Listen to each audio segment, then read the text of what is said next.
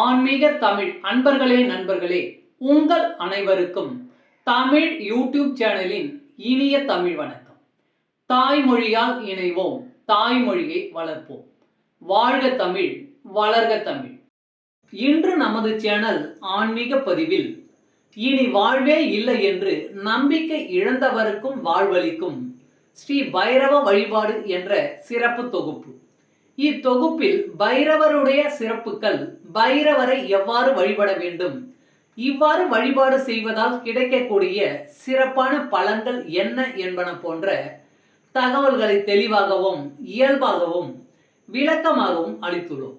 இப்பதிவினை கேட்டு இதனை பின்பற்றி தேய்பிறை அஷ்டமியில் பைரவரை வழிபட்டு இழந்த வாழ்வையும் மீட்டெடுத்து நல்வாழ்வு வாழவும். மேலும் இந்த பதிவிற்கு லைக் மற்றும் ஷேர் செய்தும், அது மட்டுமல்லாமல் இதுவரை இந்த சேனலுக்கு நீங்கள் சப்ஸ்கிரைப் செய்யவில்லை என்றால் சப்ஸ்கிரைப் செய்து பெல் பட்டனையும் அழுத்தி ஆதரவு அளிக்கவும் அன்புடன் கேட்டுக்கொண்டு இப்பதிவினை தொடர்கிறேன். வாருங்கள், ஆன்மீக பதிவில் பைரவர் வழிபாடு பற்றி அறிவோம், அறிந்து தெளிவோம், தெளிந்து அதன்படி பைரவர் வழிபாடு செய்து இறைப்பயனை பெற்று நலம் பெறுவோம், வளம் பெறுவோம். ஓம் ஸ்ரீ பைரவா போற்றி போற்றி. சகல லோகங்களையும் அச்சுறுத்தி வந்த தீய சக்திகளான அரக்கர்களை அழிக்க ஈசனின் தற்புருஷ முகத்திலிருந்து தோன்றியவரே பைரவமூர்த்தி. இவரே பிரம்மனின் ஆணவத்தை அழிக்க ஒரு தலையை கொய்து நான்முகனாக மாற்றியவர். இவரே அந்தகாசூரனை அழித்த ருத்ர வடிவினர். அன்னபூரணியிடம் தானம் பெற்று காசிராஜனாக காலதேவனாக வீற்றிருப்பவரும் பைரவரே. காலமெனும் யமனின் அதிகாரத்தை குறைத்து தம்மை சரண அடையும் பக்தர்களுக்கு அபயம் அளித்து நீண்ட ஆயுள் வழங்கும் தெய்வமும் இவரே என்கின்றன புராணங்கள். தேய்பிறை அஷ்டமி பைரவர் வழிபாட்டுக்கு உகந்த நாள். அதிலும் கார்த்திகை மாத தேய்பிறை அஷ்டமி கால பைரவாஷ்டமி என்றே போற்றப்படுகிறது. காரணம், இந்த நாளில்தான் பிரம்மனின் அகந்தையை அழிக்க சிவபெருமான் தன் சக்திகளில் ஒன்றாக கால பைரவரை தோற்றுவித்தார். அகந்தையை அழித்து உலகில் நன்மையை நிலைநாட்டும் சக்தியாக கால பைரவர் இன்றும் அருள்கிறார் என்பது ஐதீகம். கால பைரவை அஷ்டமி நாளில் அஷ்டலட்சுமியாரும் அஷ்டபைரவரை வணங்குவதாக ஐதீகம். இந்த நாளில் சொர்ண கமலரேகை அமைந்திருக்கும் சொர்ணாகர்ஷண பைரவ மூர்த்தியை வணங்குவது இன்னும் மிக சிறப்பை சேர்க்கும். ஸ்ரீ பகவத் பாதால் ஆதிசங்கரால் தோற்றுவிக்கப்பட்ட இந்த பைரவ வழிபாடு தொன்மையான பிணித்திருக்கும் வழிபாடு. மேலும் கடன் பிரச்சனைகளை நீக்கி செல்வ வளம் தரும் நாளாகவும் உள்ளது. ராகு கேதுவை முப்புரி நூலாக அணிந்திருக்கும் பைரவ மூர்த்தி மழு, பாசம், சூளம், தண்டம் ஏந்தி காண்பவரை மெய்சிலிருக்க செய்யும் வடிவம் கொண்டவர். நம்பினோருக்கு சாந்த வடிவானவர். இவரை வணங்க சகல அச்சங்களும் நீங்கும். 64 வகையான பைரவ மூர்த்திகளில் அஷ்ட பைரவர்கள் மட்டுமே பக்தர்களால் அதிகம் வணங்கப்படுகின்றனர். இனி வாழ்வே இல்லை என்று தவிப்பவர்களை கூட கரையேற்றி வாழ்வு அளிப்பவர் பைரவர்.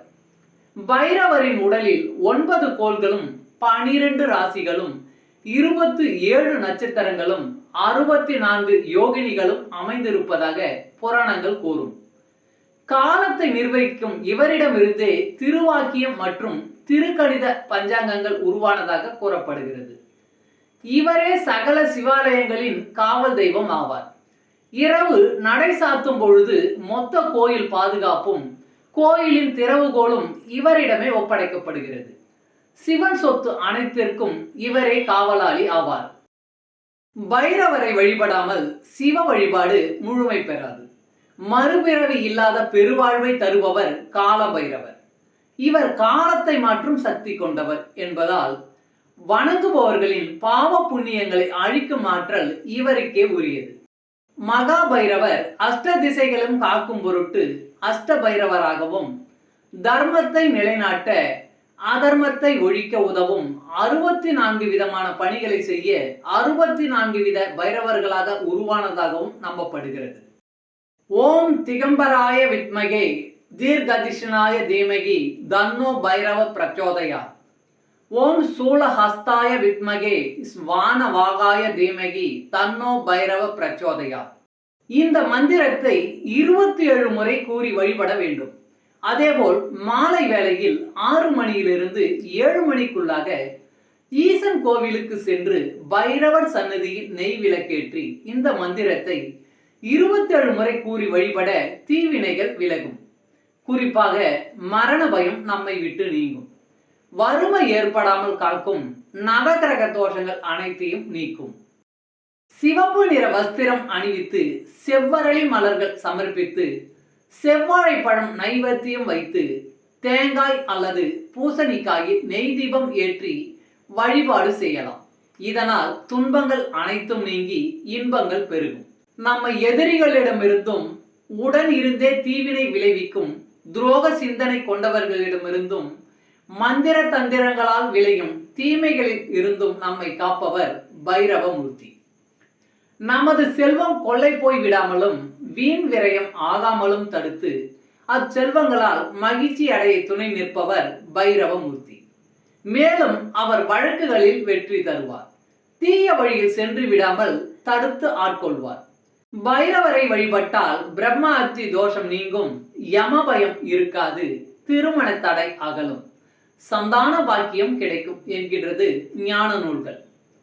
பைரவமூர்த்தி சனியின் குரு. ஆகவே 7.5 சனி, அஷ்டமத்து சனி, ஜென்ம சனி நடைபெறும் காலங்களில் ஏற்படும் பாதிப்புகள் பைரவ வழிபாட்டால் குறையும்.